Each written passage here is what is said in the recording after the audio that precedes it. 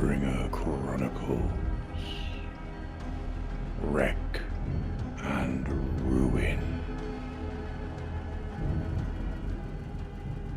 The cannonball thwacked against Trug's temple, doing nothing to improve his mood. Rubbing at a swelling bruise, he lumbered towards the gunnery crew and aimed a kick at their smoking weapon. It flipped over and landed on two of the humans, who squirmed beneath the metal carriage like half-squashed bugs. Said the Troggoth king, somewhat satisfied. It didn't last long. His whole skull was throbbing. It was the same agony that had plagued him ever since he was torn from the soothing oblivion of a centuries-long slumber, waking up to find a massive slab of glowing stone stuck fast to his back. Ever since that terrible moment, he had been plagued by a pattern of searing lights and colours, like a strange map scratched across his eyeballs. The map had led him here, to this soft-skinned settlement. Something here was causing his headache, and he was going to find it and smash it to bits, along with anything else that got in his way. Humans ran about screaming as a mob of Troggoths and grots poured through the town's smashed walls. Trug ignored the chaos swirling around him and slowly swept his gaze across the settlement. His eyes were drawn to a doomed structure at its centre. Humans had gathered here in numbers, sticking up their paltry shields and blasting away with those little sparky fire sticks they liked so much. More importantly, the migraine patterns in his mind converged on the structure.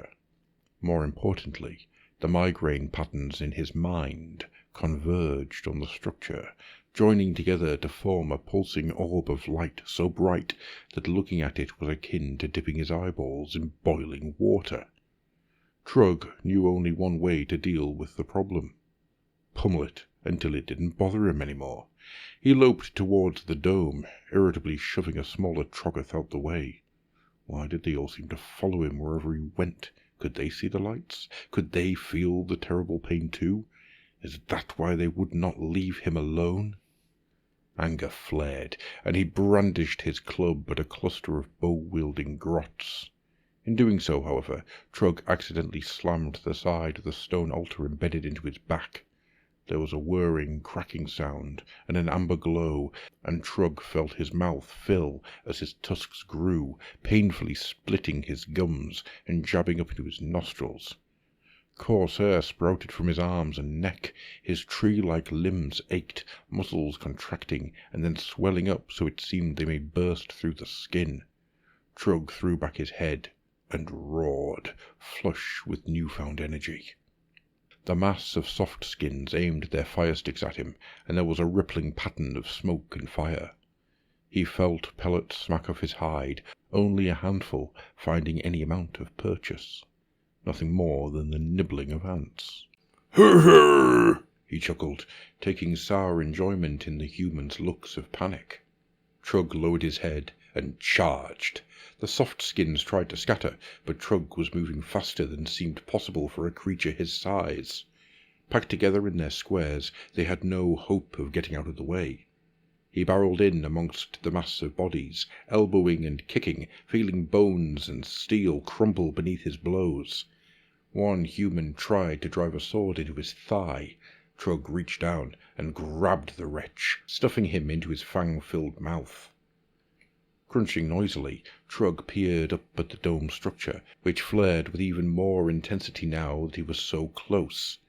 He brought his club up over his head, his tongue lolling out in concentration as he aimed a crushing blow right on top of the stone shell. A bolt of lightning sizzled in over his shoulder and slammed into Trug's face, scorching his eyes and causing the strings of saliva hanging from his lips to sizzle and spark.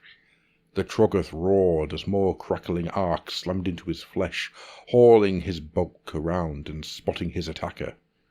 "Begone, fiend!" cried the wretch in question. A tall and broad-shouldered warrior, bedecked in golden plate, sat astride a snarling, winged beast with a pair of curling horns that almost rivaled Trug's own. "Your reign of terror is over!" More gleamed and masked champions came marching forwards, while streams of bloodied and battered humans fled in the opposite direction. They placed themselves in a semicircle between Trug and the dome, their broad shields locked edge to edge. Trug spat a mouthful of bloody phlegm and started forward to mash the shiny warriors into paste. As soon as he took a step forward, another sizzling missile slammed into his chest, but he kept on striding, kicking out at the line of gold and blue. His foot mashed into one shield, sending its crumpled bearer tumbling back, but the warrior's comrade surged forward to fill the gap, pounding away at Trug's ankles and belly with broad-headed hammers. These blows hurt a lot more than the bullets had. He winced and groaned as one of his attackers hit a particularly sensitive spot. Thrusting out his head, he impaled one of the wretches on his horns and battered several more to the ground with a low sweep of his club. An opening appeared in the shiny warrior's ranks, and Trug elbowed his way through.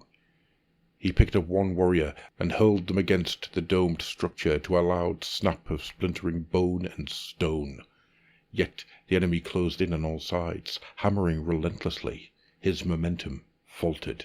Trug looked up to see the winged steed descending towards him with blazing ferocity, trailing fire and lightning from its glossy wings. Atop it, the golden magic wielder raised his staff, which was wreathed in crackling arcs of blue-white energy. Down came the heavenly beast, plummeting towards Trug. It was no more than a few meters away when a spear of greenish energy zipped in to strike it in the flank. The beast howled and veered aside, blood splattering across Trug as it whooshed past, missing him by the length of a swamp gnat's wing. It struck the ground with terrible force, leaving a bloody trail across the earth as more emerald flashes riddled its flank. Trug looked around, bewildered, as his golden attackers began to drop, struck by more strange missiles. One raised its hammer to strike him, only for a smoking hole to appear in its forehead with a loud clang. The warrior dropped, his body fizzing into sparks of light. Through a fog of confusion, Trug thought he could hear the discordant clanging of bells and a chorus of chittering, squeaking cries. Having no idea what was going on around him, and half blinded by the flashing streaks stabbing across his vision, Trug simply focused on his most immediate concern. He reached the shrine, levelled his club and struck it with the thunderous blow that crumpled stone and caused the entire structure to teeter. The ground below Trug trembled, and he felt the device on his back whir and spit, his back burning as magical flames 20 feet high leapt into the air. He struck the dome again and again. There was the sound like a distorted scream of a stuck boar, and the font of glowing energy belched flames of its own. White light and agony filled Trug's eyes. He stomped his feet and swung his club one more time, an overhead blow that came down on that wellspring of painful light. The world erupted in fire. Cracks spiderwebbed across the streets of the human settlement, swallowing grots, humans, Troggoths, and buildings alike. Trug felt his own massive bulk lifted into the air like a child's toy. Then he crunched down to earth, and things went black and silent. It was 3 days before he stirred again. Indeed, Trug may have lain happily there beneath the rubble and corpses, were it not for a familiar sensation, an insistent, pulsing throb that dragged him back to consciousness. It was, at least, less raw than before. He felt a tip-tap tapping on the tip of his nose, and opened one crusty eye. There was a grot perched on his chest, a particularly unpleasant one whom Trug remembered without fondness.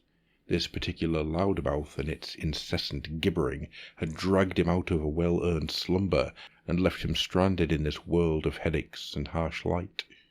It was jabbing at him with a spiky stick, but as soon as it met his gaze, a wide grin spread across its ugly face, enclosed by a massive auroch skull. On its shoulder sat a snaggle-toothed ball of flesh with wings. Knew it, the grot cackled. Braggart big talker, don't back a loser. Knew you weren't about to die on me, boss. Shame about them other gits what got blown up when you whacked the shiny thing. Long as you're up and about, old Braggart and his gabba-gift can always get more of 'em. Trugg reached out to grab the annoying git, who leapt away, cackling.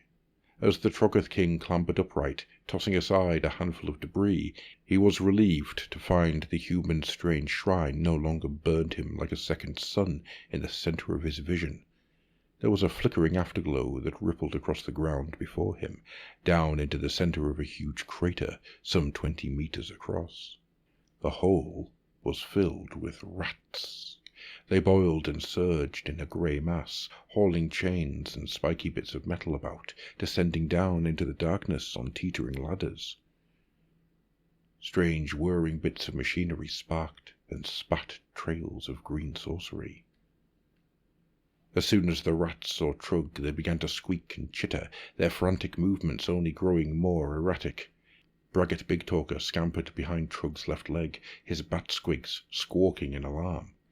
Larger vermin clad in rusty red armour marched towards Trugg, brandishing long spiky weapons.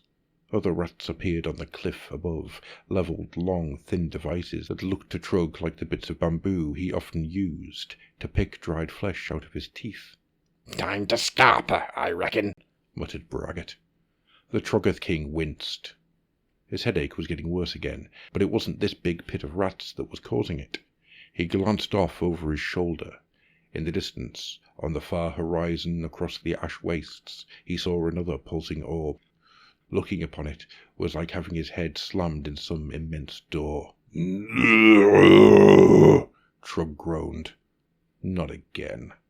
Trugg glared down at the rat filth and their pitiful weapons.